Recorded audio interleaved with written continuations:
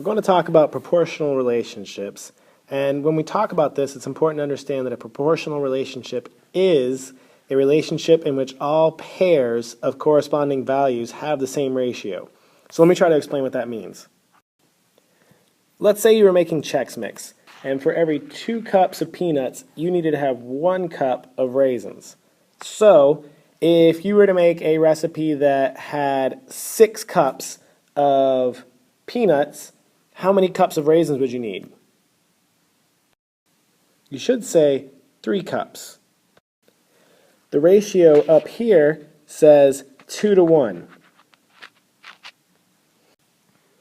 Down here we have 6 to 3, and if we simplify that, we would also get 2 to 1, which means that is the same ratio. So let me restate what I said before.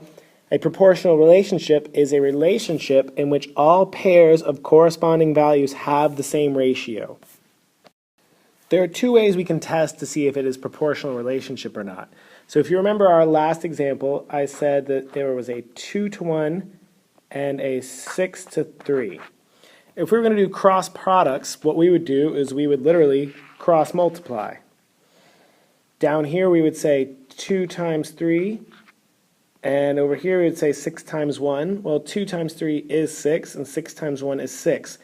Those are equal. For lowest terms, if we said 2 to 1 and 6 to 3, well, 2 to 1 is already simplified in lowest terms, but 6 to 3 can be simplified down to 2 to 1. Now we still have equivalent ratios. Let's try another example. Let's say someone is 60 inches tall and weighs 80 pounds.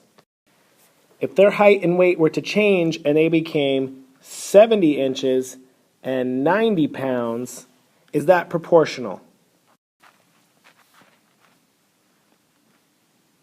So what I want you to do is pause the screen for a second and figure out if that is true. So there were 2 ways we could have gone about solving this.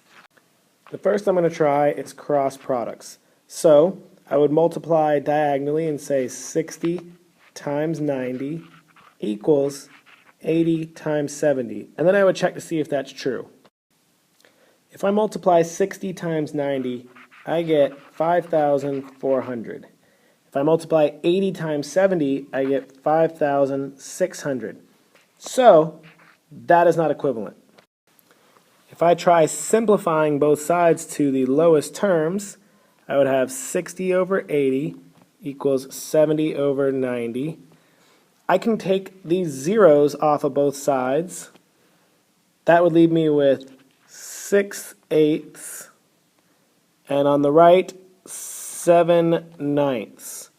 Now I know that 6/8 can simplify to 3/4. 7/9 cannot. Now I've got 3/4 and 7/9, which definitely are not equivalent.